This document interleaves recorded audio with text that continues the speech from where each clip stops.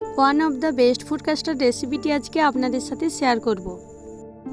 এটা খেতে এত টেস্টি, এইরকম ফলকুচির সাথে যখন এই গরমে ঠান্ডা ঠান্ডা খাবেন, এটা মন প্রাণ মাথা পর্যন্ত একদম ঠান্ডা করে দেবে।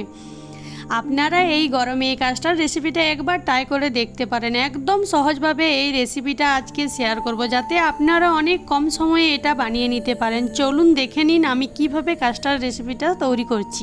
কাস্টার্ড বানানোর জন্য আমি এখানে 500 গ্রাম পিওর দুধ নিয়েছি। এরপর দুধটাকে ভালোভাবে জাল করে নেব, যতক্ষণ পর্যন্ত না অর্ধেকটা হচ্ছে। 500 গ্রাম দুধ নিয়েছি, আমাদের জাল দিয়ে 250 গ্রাম করে নিতে হবে। দুধ ভালোভাবে জাল দেওয়া হয়ে গেছে। এরপর দুধের মধ্যে দিয়ে দেবো 1 কাপ মতো চিনি। আপনারা চিনি কম বেশিও করতে পারেন। যারা বেশি মিষ্টি পছন্দ করেন তারা বেশি চিনি দিতে পারেন, যারা একটু কম মিষ্টি পছন্দ করেন তারা 1 কাপের থেকে কমও দিতে পারেন।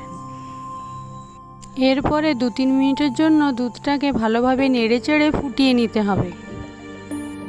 এরপর দুধের মধ্যে দিয়ে দেবো কাস্টার্ড পাউডার। আমি এখানে ভ্যানিলা এসেন্সের কাস্টার্ড পাউডার ব্যবহার করেছি, তোমরা চাইলে যে কোনো ফ্লেভারের কাস্টার্ড পাউডার ইউজ করতে পারো।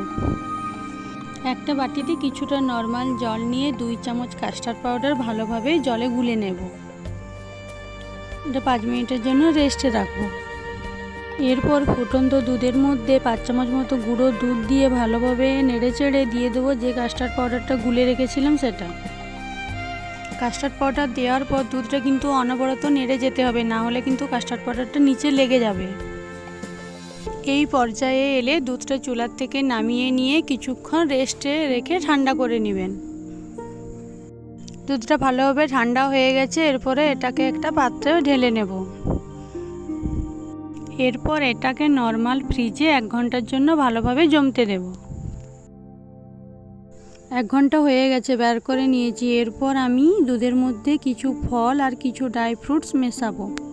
আমি এখানে কলা, আপেল, আঙুর, বেদানা নিয়েছি। আপনারা চাইলে যে কোনো কিছু ফল ব্যবহার করতে পারেন, শুধুমাত্র টক ফল বাদ দিয়ে।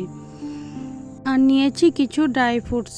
ফল আর ড্রাই ফ্রুটসগুলোকে ভালোভাবে কেটে নিয়েছি। ফলগুলো আগের থেকে মিশিয়ে রাখবেন না, যখন খাবেন তার আগে ফলগুলো মিশিয়ে কাস্টার্ড পরিবেশন করবেন।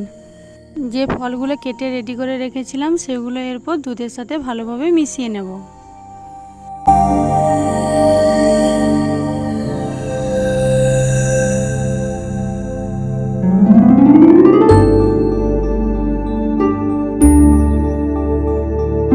কাস্টার্ড রেডি হয়ে গেছে। এরপর কাস্টার্ড পরিবেশন করব। কাস্টার্ড পরিবেশন করার সময় যে ড্রাই ফ্রুটসগুলো কেটে রেখেছিলাম ওইগুলো কাস্টার্ডের উপরে ছড়িয়ে দেবেন।